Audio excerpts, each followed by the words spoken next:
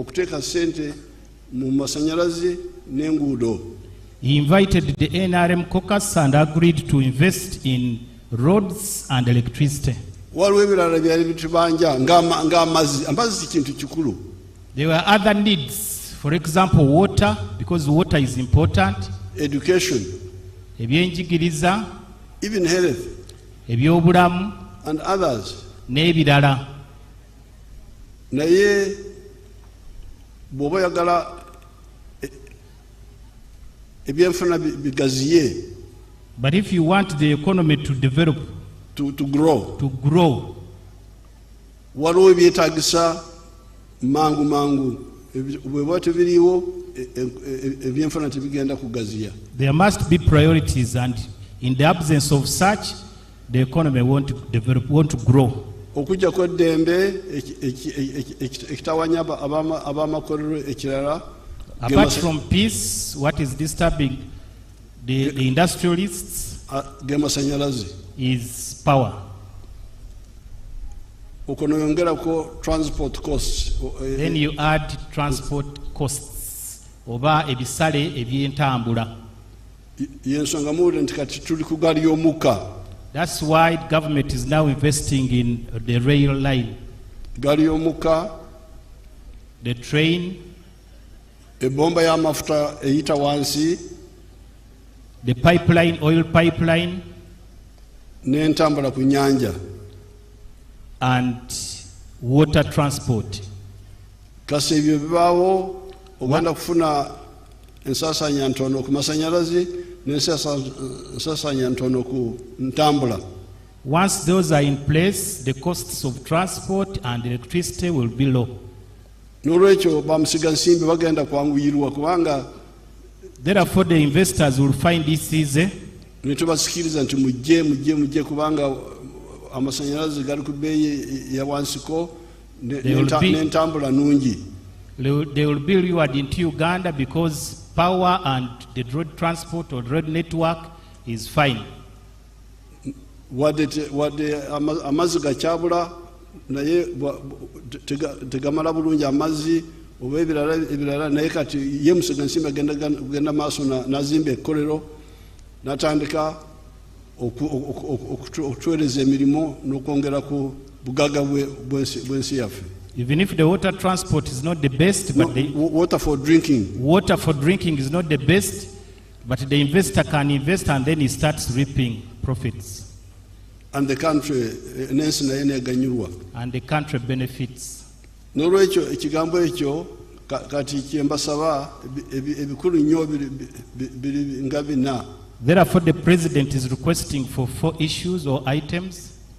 Ababaka bamwe ba parliament. Your MPs.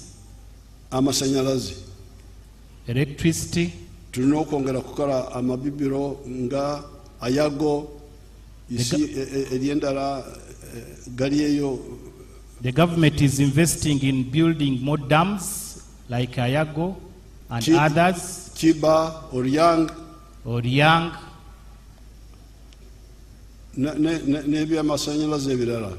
and other power sources.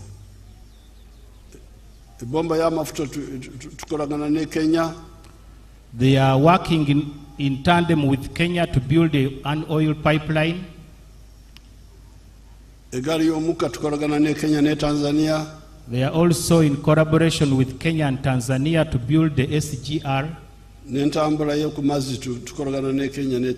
and water transport. They are working in unison. The East African countries. Once we get that, UDB, and we get money from Uganda Development Bank for the investors, our local investors. The economy will grow.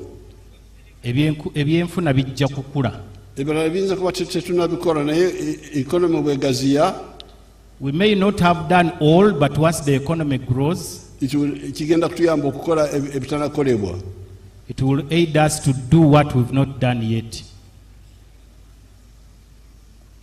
Agriculture, ku ludda lw'ebyobulimi PDM PDM, Parish Development Model. They are going to inject in more money. Thank the President and the government for that. Please support that program.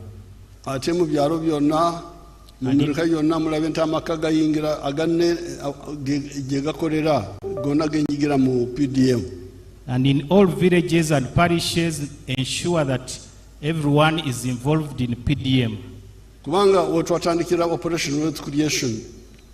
Because at the time OWC was started, in 2013,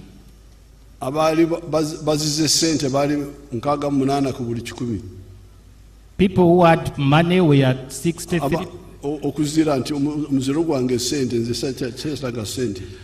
People who saw money as their totem were 63% out of 100.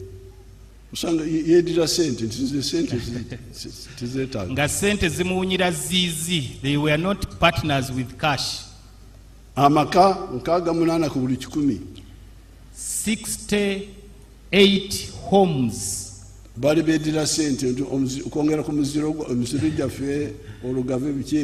not afford money, and it was almost their totem. They had added it on to their local totems.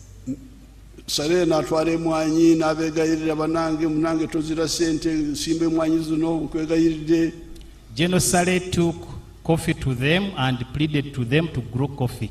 All the soldiers were involved, and the president is asking who was in charge of Mukono. Who was in Mukono here? Operation Wealth Creation. Who was in charge of OWC in Mukono? Afande Mato. Kati abantu abambawuliriza. So you should listen to those people. Some people listened. There is someone from Karamoja, far north.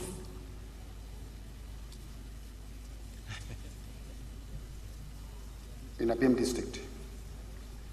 My village here is called Arangetoy West.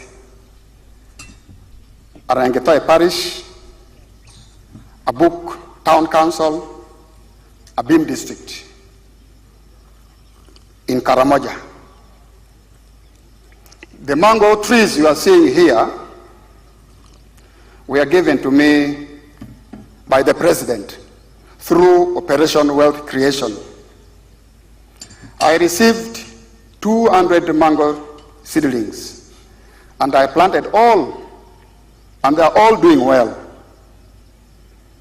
Apart from this venture, I got money from PDM last year.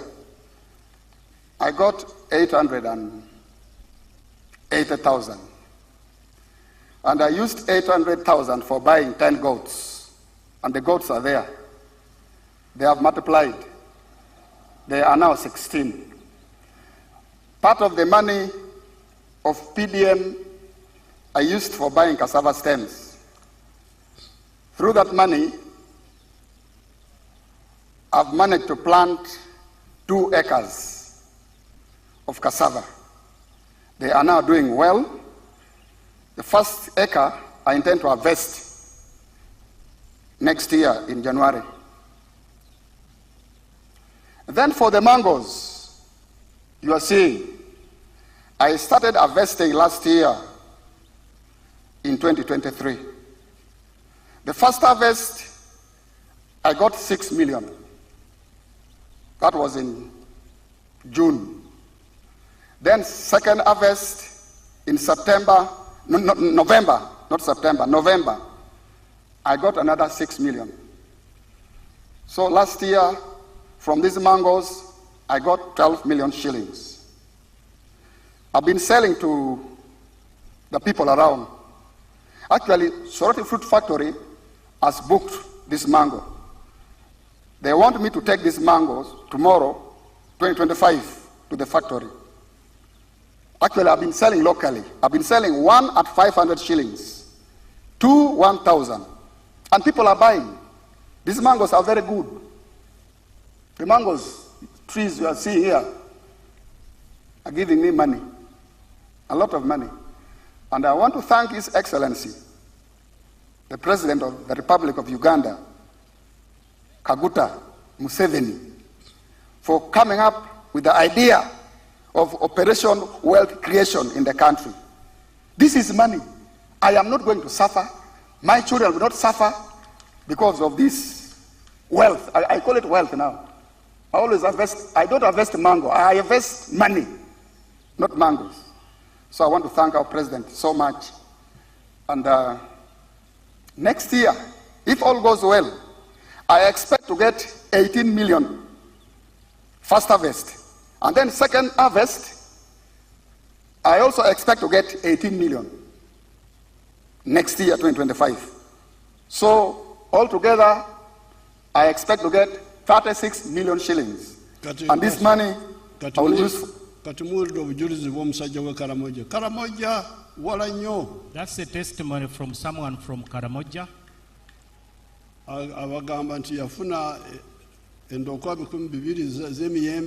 He got 200 seedlings of mangoes and he planted them.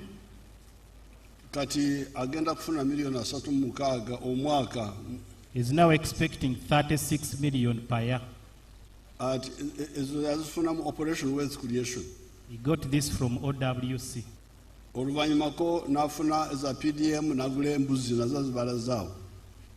The balance, he bought goats and he has showed them to you. He got PDM money another time. He is a beneficiary of PDM also.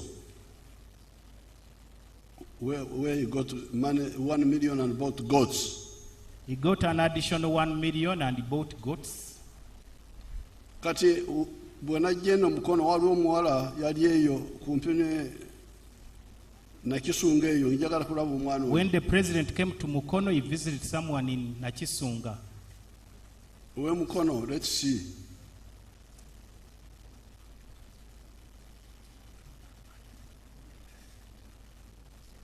The one of Mukono.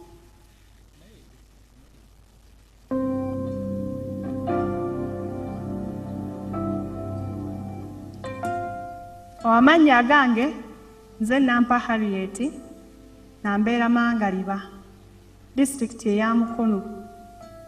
Nafuna sente za PDM nasaba emitwalo 5 era ge bampa emitwalo 5 nagafuna ng'ennaku z'omwezi 24 ogw'omukaaga 2023. Bwe nfuna emitwalo gyange 5 nagula embizi 3. Embizi 3 nga zonna nkazi. Nazigula ku maama omu. Nazigula nga za myezi 2 buli mbizi emitwalo 10. Ye emitwalo 3. Ngula embizi emitwalo 3, emitwalo 2 n'engula emmere. Nagula emmere eyo, embizi ezo n'entandika okuzirunda. Natandika okuzirunda, naziyisangako ku muddo, amalagala, ebikuta n'enfumba. Embizi zaawaka. Bwe zaawaka, embizi yasooka n'ezaalira abaana 10. Ey'okubiri n'ezaala abaana 6. Ey'okusatu n'ezaala abaana 11. Be baana 27. Nefuna abaana 27. Bwenfuna abaana 27 n'embalunda. Ne bakula ne baweza emyezi 2. Nenkwatako abaana 25 n'embatunda. Nesigazaawo abaana 2, enkazi n'ennumi. Buli kyana nakitunda emitwalo 10. Nenfuna obukadde bwange 2 n'ekitundu. Bwenfuna obukadde bwange 2 n'ekitundu nasanyuka nnyo. Nenzijako akakadde kamu nenkatereka ku saving. Nensigaza akakadde kange kamu n'ekitundu. Bwensigaza akakadde kange kamu n'ekitundu nenkakozesa okuddamu okugula emmere, okuziriisa obulungi. Awo nfunye ku kasente neeyongeddemu. Nezitandika okulya ku mmere ennungi ddala. Era zaayanguwa okuddamu okusala. ne ziddamu ne zisala ne ziwaka. Bwe zaawaka embizzi 3 eyasooka n'ezaala abaana 9, ey'okubiri n'ezaala 11, ey'okusatu n'ezaala abaana 10, nefuna abaana 30. Bwefuna abaana 30 nali musanyufu nnyo ne nnyongeramu amaanyi. Embizzi ezo ne zirya bulungi era ne baziyonsa ne ziweza emyezi 2. Embizzi eyo ey'okubiri abaana baayo baafunamu okuddukana. Bwe baafunamu okuddukana omusawo n'abajjanjaba naye abasatu baafa. Abasatu bwe bafa ne nsigaza abaana 7. Bwe nsigaza abaana 27 ne ntundako 25.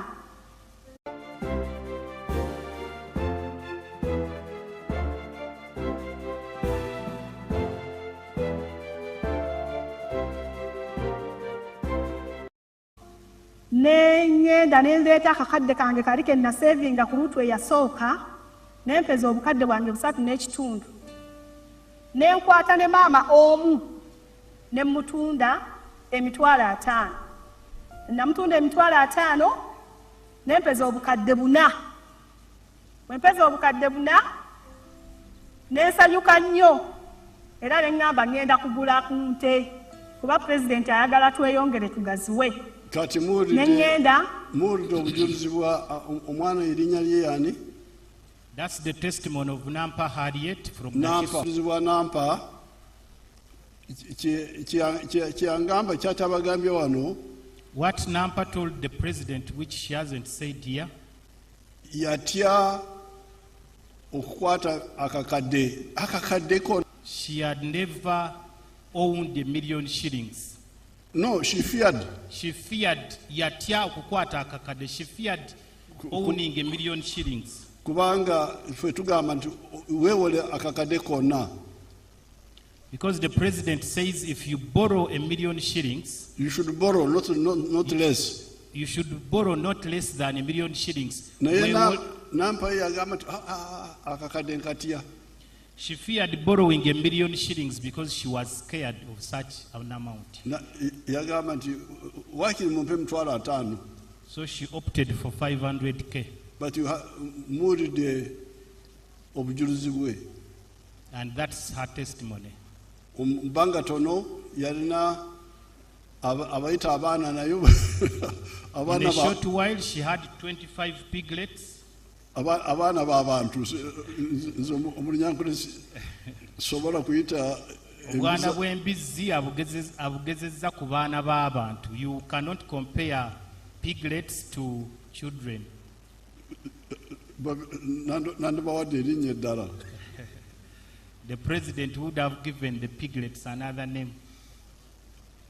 But naye muwulira kati ali mu mbanga tono emitwalo 5 gye yeewola kati yali atandise okufuna obukadde 2,700. In a very short time, from the 500,000 she borrowed, she was now owning 2.5 million. Ate n'atereka n'agula ate kati yali atuuse ku miliyoni 4 wetumugiriddeko awo. She saved and reinvested, and at this point she had 4 million shillings. N'olwekyo therefore kaweefube ono ow'okugoba okwebaka mu miruka. This effort or struggle for erasing slumberness or sleeping in parishes must continue and get rid of all lack of income in the villages. Kirina okugenda mu maaso tugobe obwavu mu byalo. Buli muluka abakulembeze ba parliament mulina okumanya omuluka guno walumu amaka meka. Each MP should know the number of homes in a parish. Ameka gayingidde mu kugoba bwavu. And how many homes are in the money economy. Ameka gakyali mu kwebaka. And how many are still slumbering. We don't want tetwagala okubeerawo twogera bwogezi awatali bwino. It shouldn't be a song, but there must be by numbers or Now, the issue of fish or fishery, fishing, in Buyukwe Buyuko wano, and other parts of the country, lake shores, you've got to accept. You've got to agree that even Nambole can be filled to capacity.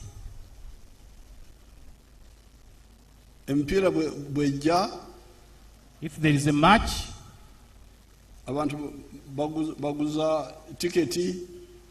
they sell tickets.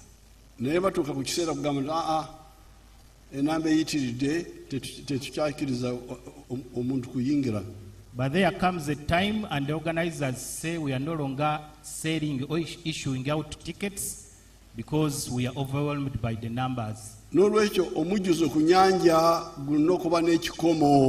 Therefore, there must be a limit at the lake or the water bodies. How many people should be involved in the fishing industry? And for how much? By how much?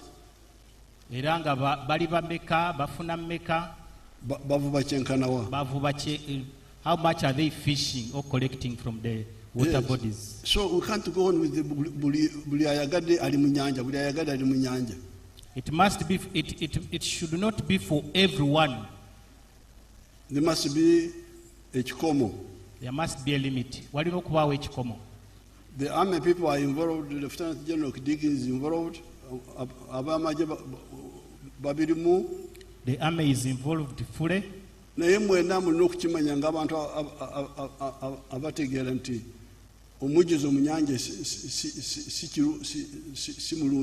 But we should all know that the water bodies shouldn't be overwhelmed by numbers.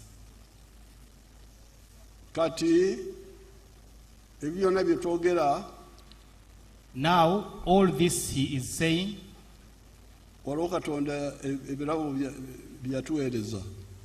God gave us some gifts or presents. One of them is the water or the water bodies and the swamps. When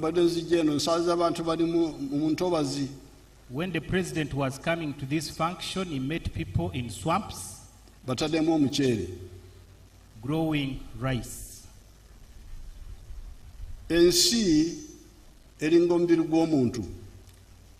The country is like a human body.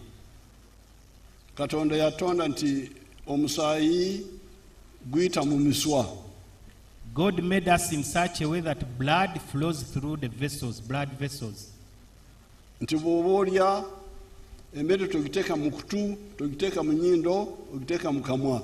That once you are eating, or if you are eating, you should only put food in the mouth, not in the ears or nose.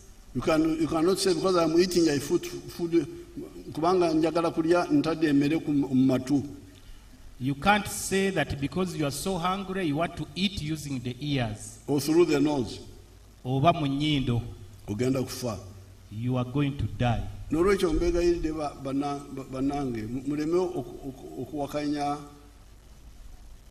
Therefore, the president is urging us not to resist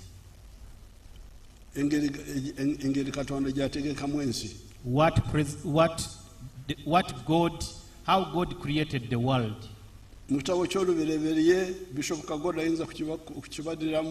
In Genesis, the bishop can tell us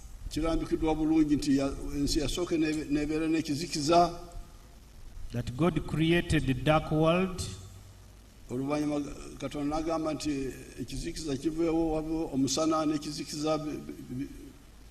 Then he created light alongside darkness.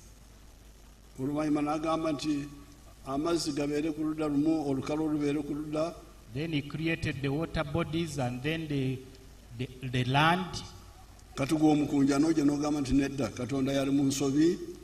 So we as people from Buyukwe, we shouldn't say that God made a mistake.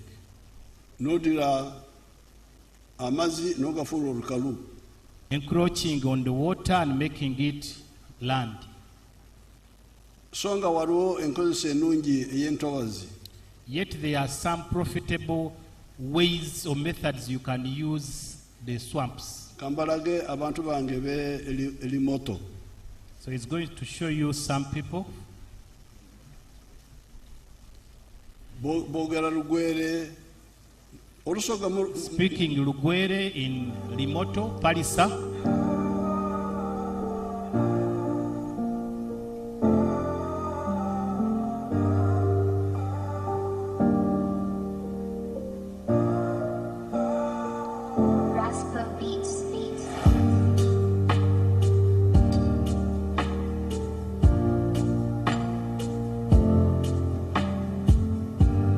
Amanya gange nzedi kusoka majidu nga nzo omubaka wa president mu kitundu kino. President bwe yansindika wano mu 2020 nasanga nga project eno eweddewo. Tasike yange yasooka nengamba president ayogera nnyo ku project eno naye ekiri wansi tekiriwo. Najja no nga awona waliwo omuceere.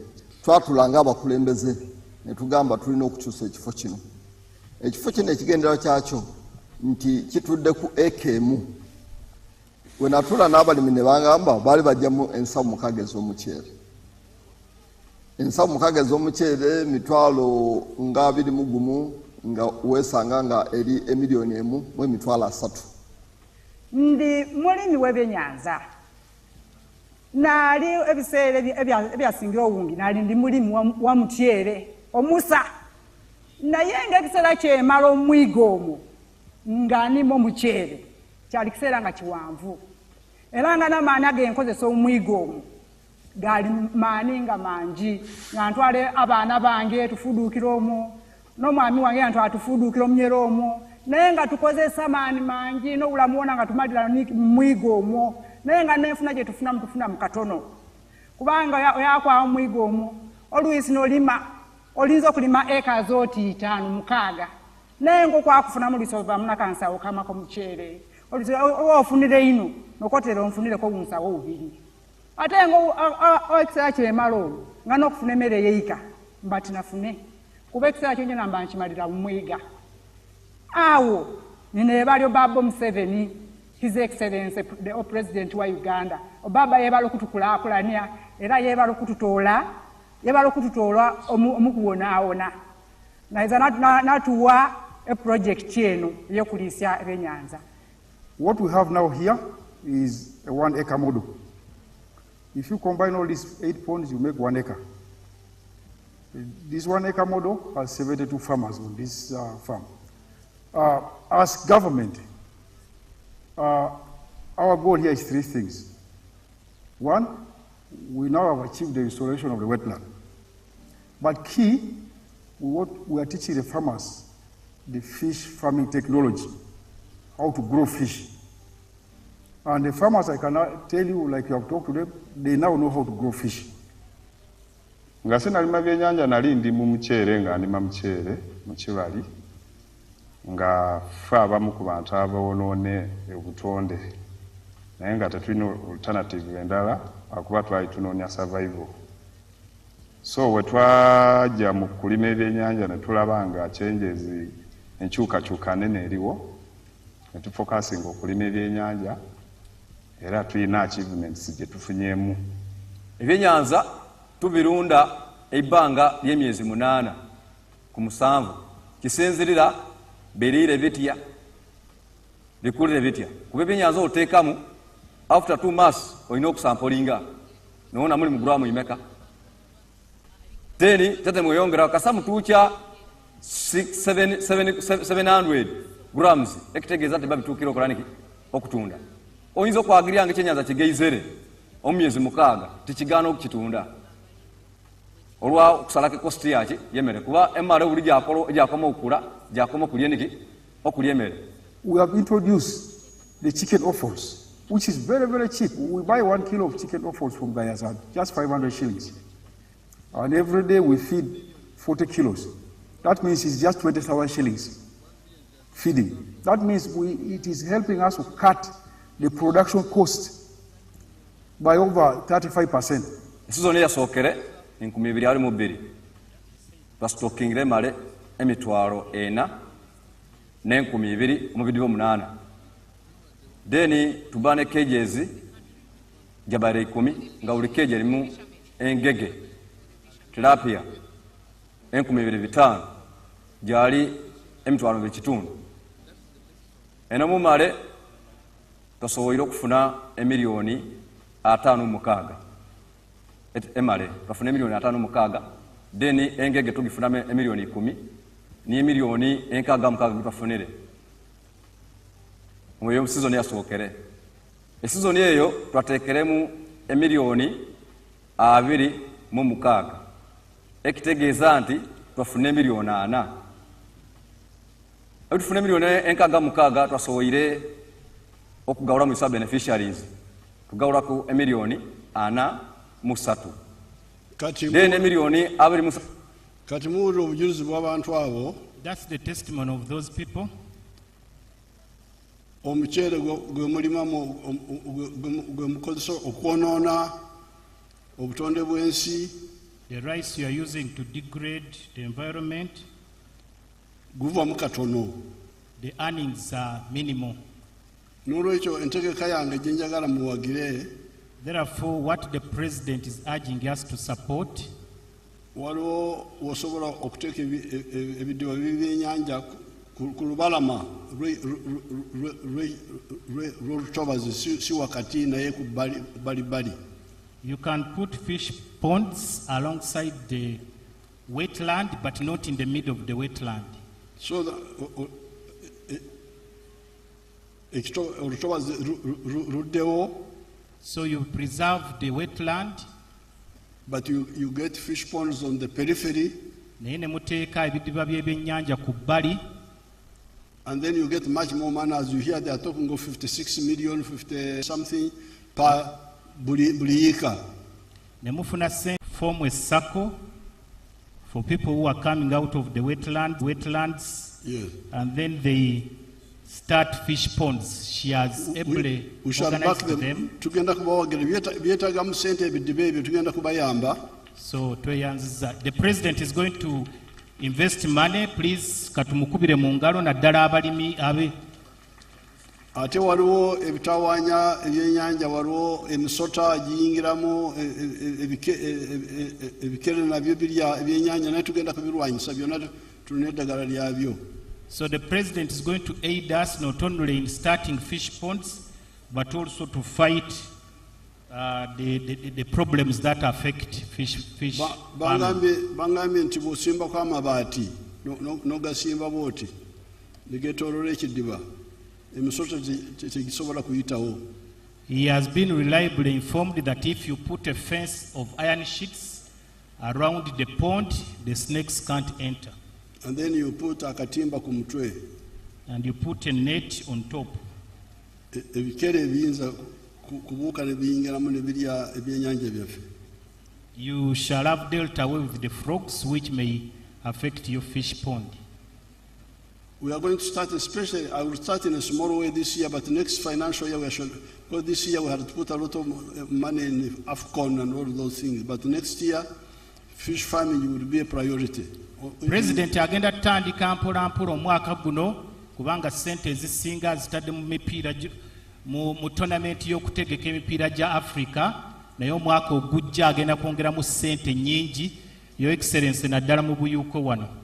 Very good. Much obliged.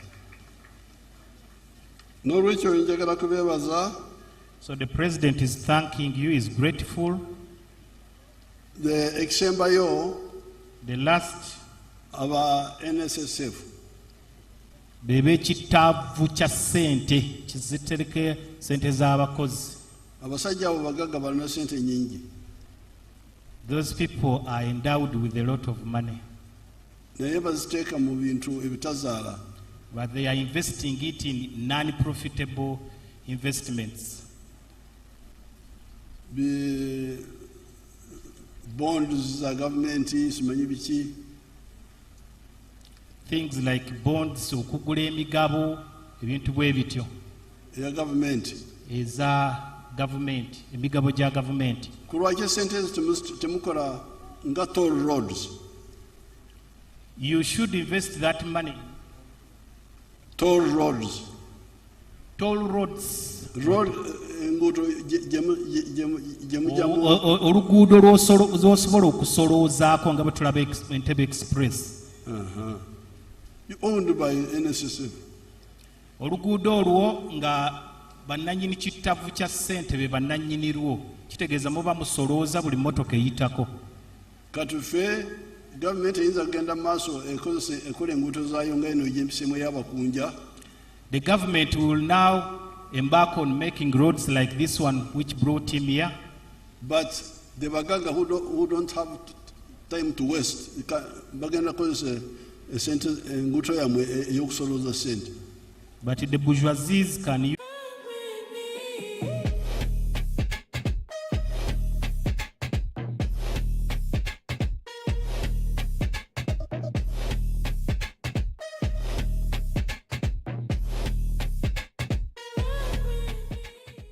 is trying to put up roads of that nature, but is encouraging NSSF to come on board and build such roads. NRM oye abakunja. NRM oye. Kuruno mwalonze bulungi. Hope you voted well. Kale Katonda abayambe abasasire ensobe z'edda. Your Excellency, there was an issue of Nkoyoyo boarding primary school raised by Honorable Minister for Labour. Ngenda kolagana n'aba education tuyambe essomero lino.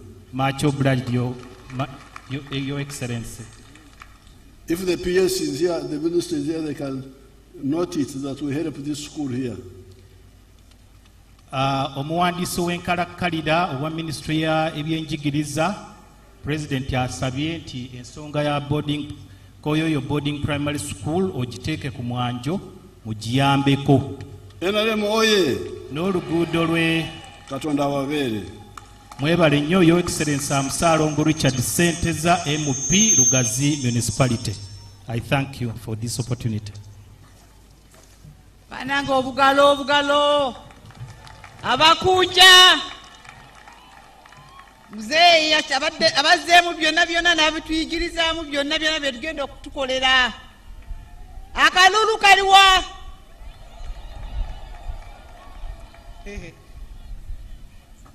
Thank you so much, Your Excellency. We're going to invite the Masters of Ceremony for the Chancery. But as he's coming here, I want to also recognize the presence of some ministers. We didn't mention them. Honorable Minister Oboth Jacob, Honorable Minister John Sim Muhingo, Honorable Minister Muliri Wilson Mukasa, Professor Epian Kamuntu, the workers MPs, we have Arinaito Rakajara, please wave at the President, Agnes Kunihira, Margaret, and then also MP-elect Birunji Annette.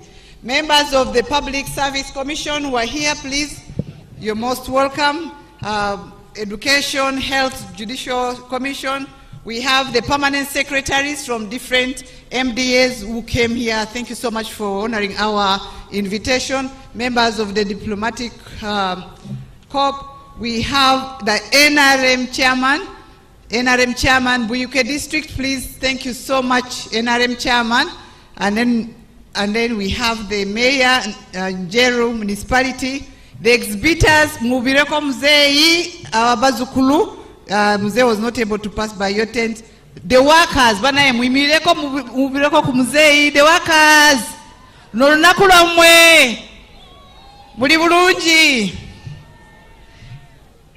Special request, Your Excellency, my class teacher, Mr. Takaisa, he's also here. He taught me in this school. And then the head teacher of Nkoyoyo, who are here, and the bishop. Photo for the school in the future so that more girls can educate themselves and they'll be our future leaders. I thank you so much. Thank you so much. Kwezi. You're taking off. Masters of Ceremony.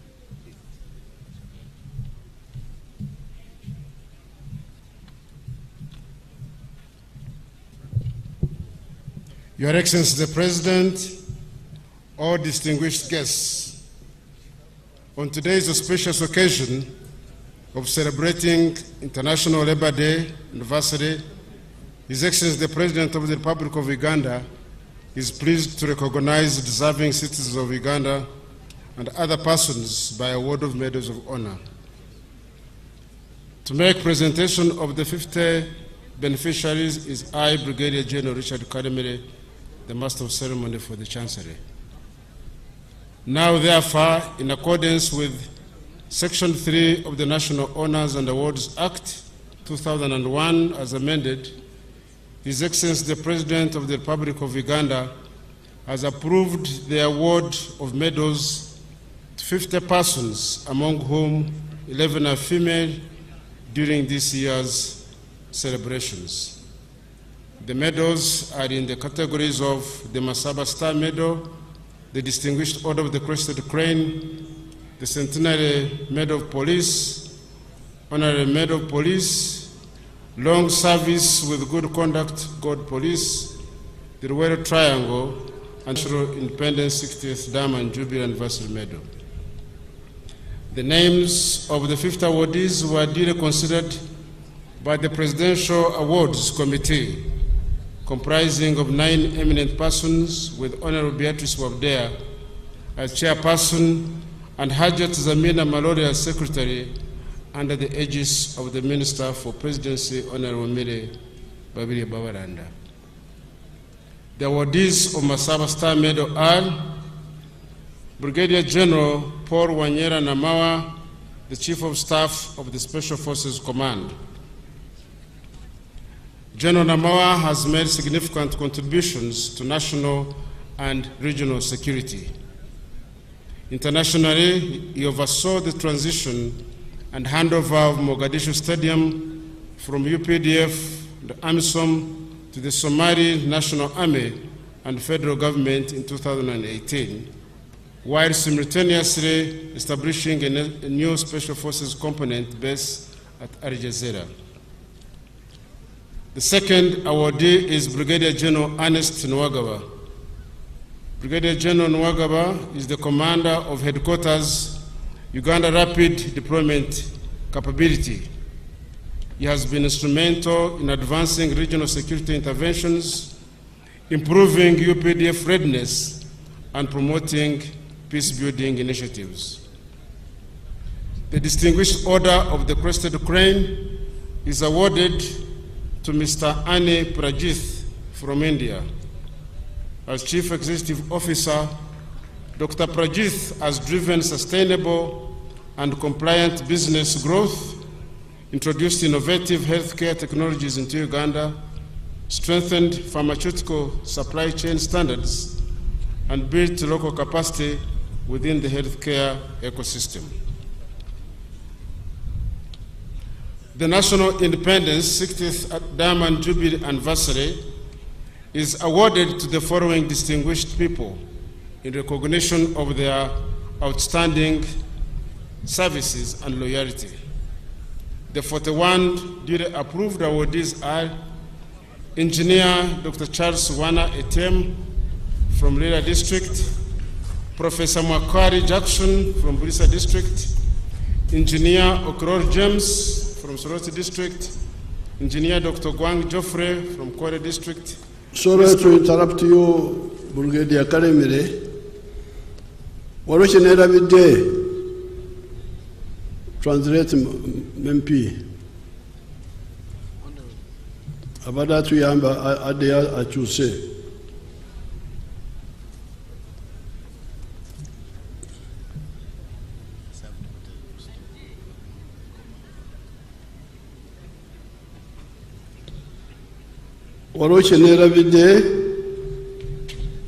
The President had forgotten something. The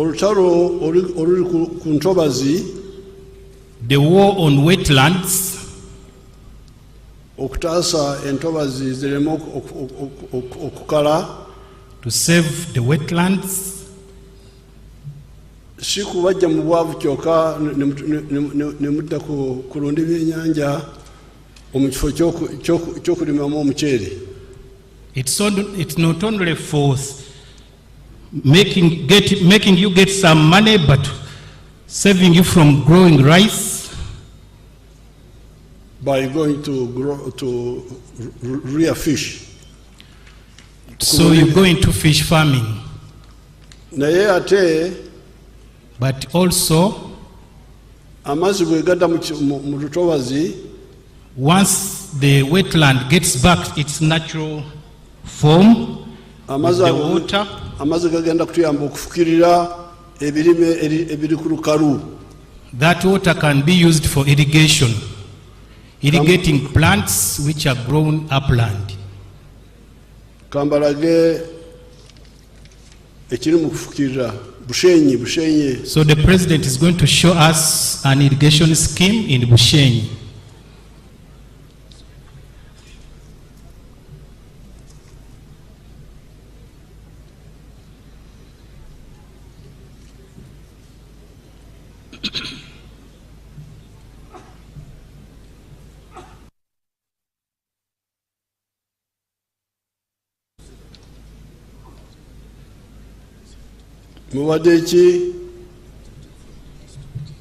Technicians, please. This is where our model plantation is. Plantation which you've had, we've already gone beyond 50 tons of yield per hectare per year. Matoke is very important part is water, but especially in the dry season. So here we are using irrigation, drip irrigation, as you can really see, using water, especially in the dry season. Drip irrigation, the advantage with it is that it sends water where it is required. Feed does not depend on national water. We make our own water, which we pump every day. 90% of the water is used for irrigation, and the other 10% is processed for use in pilot plant and estate residential areas.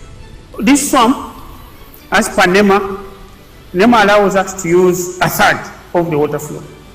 But in the dry season, we even just use 12% of the water flow. So there is still enough water which we can pump. We've already finished the feasibility study to distribute the same irrigation water to the farmers, mainly along the water pipeline. So the structures you are seeing here are mainly to do primary filtration of the water. You have seen the color of the water through that aeration. It's our water in the western region is full of iron. So we always reduce the iron content by passing it through the air. Each of these pumps 40 cubic meters per hour, and it has a lift height of 140 meters. That's why we are pumping it 110 meters from here. Where we are standing is 110 meters below the reservoir where to be pumped. You see these ready tanks? Those ready tanks are full of sand. To again continue the filtration of the water. We are using drip system, which uses very, very fine water, which should not be having any floating particles to block the system. Many people, when they hear His Excellency talking about 53 tons, people wonder if that's possible or not. You'll be able to see the size of the branches, the plantation, how it looks like, and how it is irrigated. Each of these plants loses about 20 liters every day through evaporation. So in other words, you have to replace 20 liters of water for the plant every day. Then we also maintain our stools, 3 plants per stool, but not just 3 plants, mother, daughter, granddaughter. And we also maintain. You've seen the testimony from there. abanyankole abetolodde awo people from Wankole and around there, bo bakungula tons 5 buli hectare z'amatooke. harvest 5 tons of matoke per hectare. mu buli Hectare. eka 2 n'obutundu 7. Naye ffe mu faamu ya gavumenti eyo ekulemberwa Dr. Muranga, but the government farm led by Dr. Muranga, ku lw'okufukirira through irrigation and okukozesa ebigimusa, and using manure or fertilizers, ffe tukungula tons 53. they harvest 53 tons. Abanyankole bali abaliraanwa baffe bali ku tons 5, ffe tuli ku 53. The neighboring Ankole people are getting 5 tons, but the government farm is getting 57 tons. 53 tons. Tubakubisamu emirundi 10. They multiply by 10. Kati kyemukola wano kiseera akozeseza ekisaalu nekiseera akozesa olukalu. So what we do here impinges on what we do here in the wetlands impinges on what the people who are using the dry land or upland. No. Both of them. Both of them are affected. Bonna baseerwa tebafunamu nga bwe balina kufunamu. Olutobazi afuna katono. The person cultivating in the wetland gets minimal, ow'okulukalu afuna katono, as well as the person cultivating the upland. Kati nze eddagala lyange njagala abali kumpi n'entobazi bafune ekinene. So his cure is that both people using the wetland and upland should benefit maximally. Nabo olukalu nabo bafune ekinene bakozesa okufukirira. Even the people using the upland should use irrigation to benefit maximally. Ate abantu baffe abasoga bagezi nnyo. And our people from the east are very bright. Basoga are very bright. Kubanga batuyigiriza dda nti muleme okwonoona obudde. They've taught us long ago. Batusomesa dda muleme okwonoona obudde. You shouldn't waste time. Kubanga Abanyankole n'Abaganda bonoona budde bagamba nti enkuba. The Baganda and the Banyankole are wasting time waiting for rain. Bagamba mu kwogera mu lulimi. They say enkuba. Abanyankole bagamba enjura. Abanyankole bakiyita enjura, they call it rain, as well as Baganda bakiyita nkuba. Kati amazzi bwe gabeera ku butaka, Abaganda baguyita omukoka, Abanyankole baguyita omutunga. Once there is water running on the surface or erosion, Abaganda bagayita mukoka, then the Banyankole call it that one.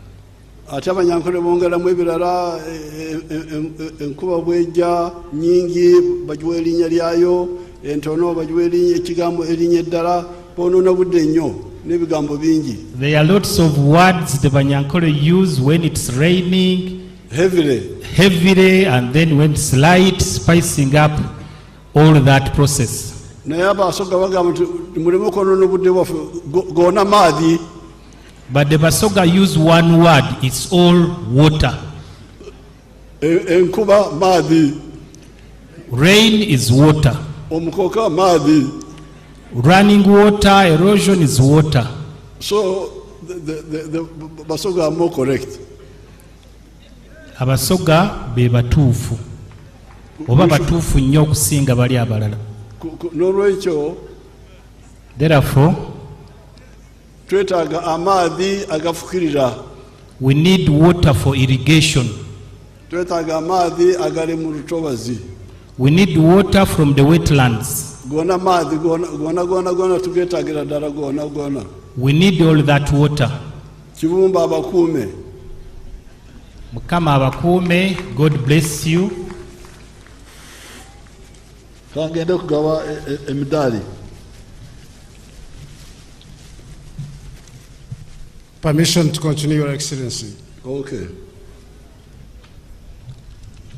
Go ahead. Read your people.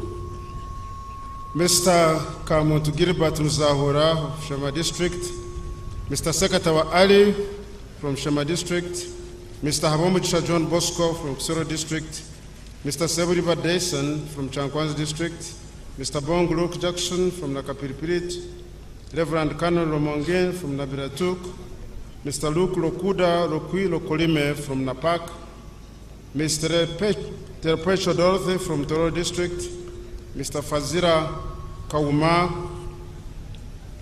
Bugwel District, Ms. Namorondo Birabwa, Kayunga District, Dr. Wakazairwe Naboth, Tungamo District, Ms. Airo Eseza from Amoria District, Mr. Taguera Dominic, Kabare District, Ms. Mona Muguma Sebliba, Kampala District, Mr. Simon Have from the Republic of South Africa, Mrs. Mwijuka Jessica from Barara District, Mr. Bahemuka Julius, Hoima District, Mr. Chaine Paul, Wakiswa District, Reverend Professor John Mulindwa Kitayimbwa, Wakiswa District, Ms. Nafuna Silvia from Silonko District,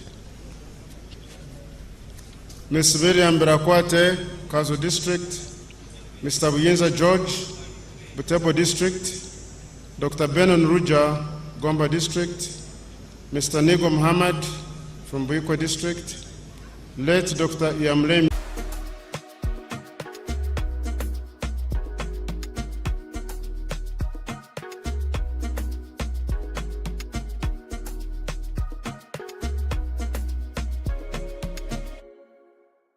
Mr. Karisa Karim from Mutungamo District, Reverend Father Babanyisa Rabon Francis, Chanjojo District, late Mr. Bihanyanji Eric from Kanungu, awarded posthumously. Then RA 14547, Warrant Officer Rueja Enoch from Gomba District, Warrant Officer 2, Apia Deborah from Lera District, Mr. Ariko Wilson, Principal Officer from Serere District, Mr. Orar Moses, Principal Officer from Apache District, Mr. Nyadru Richard, Principal Officer from Moyo District, Mr. Omara John Kennedy from Dokoro District, and Ms. Barunji Rebecca, Chief Wardress 3 from Hoima District. The award of the Honorary Medal of Police has been awarded to the following: Mr. Omar Isaac from Amortar District and Mr. Alede Stephen from Lira District. The Centenary Medal has been awarded to Assistant Superintendent Biambara Eric from Rukunjiri. The award of long service, 30 years plus. The medal is awarded to officers and civilian staff of the Uganda Police Force for long service with a clean record and uninterrupted service. The approved officers for this medal are ASP Knight Dina Mpeirwe from Masini District and ASP Manabat from Nebi District. The award of the Royal Triangle Medal, pursuant to Section 2, Section 6, and Part 2 of the second schedule, as read together with Section 14 of the National Honors and Awards Act, the Royal Triangle Medal is conferred upon any person, whether military or civilian, who participated in the liberation struggle or rendered direct support to armed freedom fighters against dictatorship in Uganda during the period 1981 to 1989. The one officer Approved for this medal is Resistance Officer 04756, Major Retired Sam Kaziro from Chiboga District.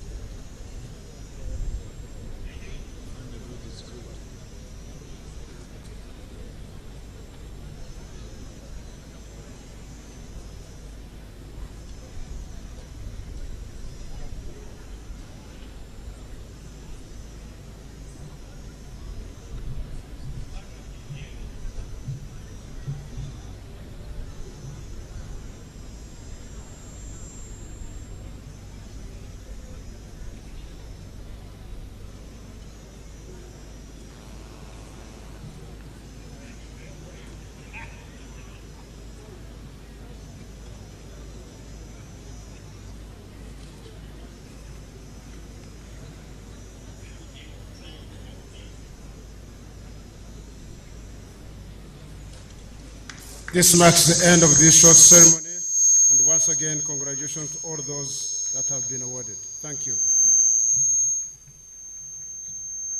Thank you very much, Director of Ceremonies.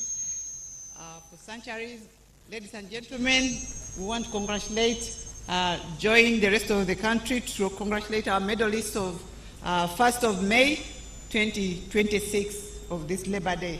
On reverse departure plan, we shall have His Excellency to leave first. It will be followed by the Vice President, the CJ, the Third Deputy Prime Minister, the Minister for Presidency, the CDF, IGP, Deputy Commissioners of Prison, in that order. Anthems. Your Excellency, I still insist I will take a picture with you after. Thank you. With my teachers. Anthems, please, in reverse order.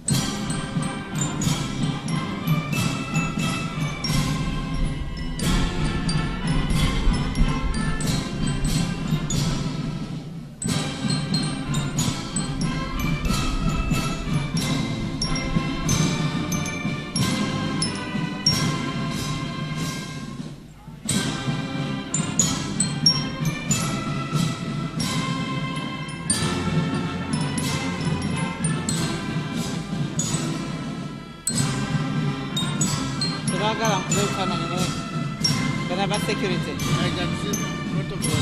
Like the protocol, like they don't want your request. They don't want.